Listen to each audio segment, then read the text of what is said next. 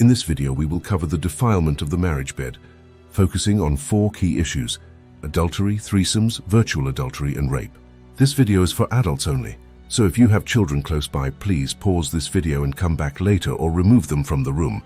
Before we begin, please subscribe to our channel and don't forget to turn on the notification bell for more videos on biblical relationships and interesting scripture content. Adultery is a sin as stated in Matthew 19 verse 9 and 1 Thessalonians 4 verses 3-4, and it is not allowed in the marriage bed.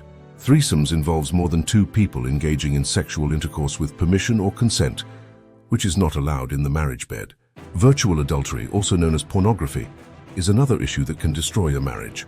It is not okay to bring porn into a marriage, as it invites demons and adult acting, which can lead to abuse and a dark and horrible place for the couple. Testimonies from those in the porn industry show the horrors of this industry and the potential harm it can cause to the couple's relationship. Rape is another issue that should not be allowed in the marriage bed. It is important to understand that rape is non-consensual sex within or outside of marriage. While some may believe that rape is only outside of marriage, it is important to consider whether one is married to the person they are raping.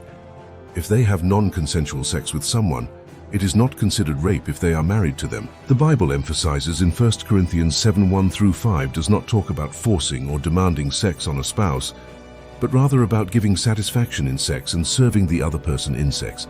This verse is not about forcing or demanding sex, but rather about serving your spouse and not making them your slave.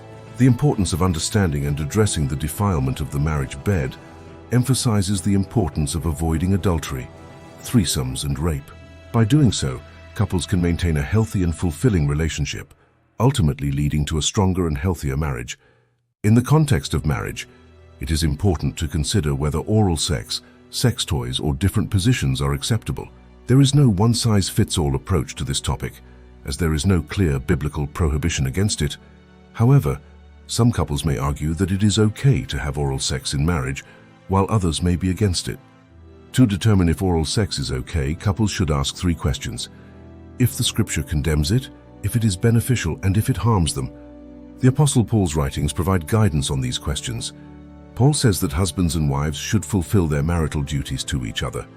He also says that wives should yield their bodies to their husbands, and vice versa, and that they shouldn't deprive each other except by mutual consent. If the Bible is silent, then it may be permissible. If it is harmful, such as physical harm, and if it will bring the marriage together or cause separation, then it's not okay. The third question is whether the other spouse is on board with it, if there is mutual consent, or if they are forced into something they are uncomfortable with. If the other spouse is not comfortable with it, then it is not okay for the marriage. The Bible does not condemn oral sex within marriage, but it is still considered sin outside of marriage.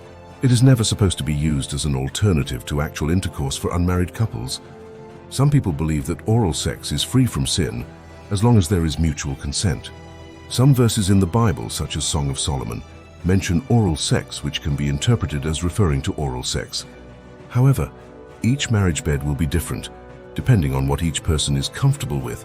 It is important to consider whether desires to explore one's spouse in an intimate way are fueled by pornography or a desire for intimacy.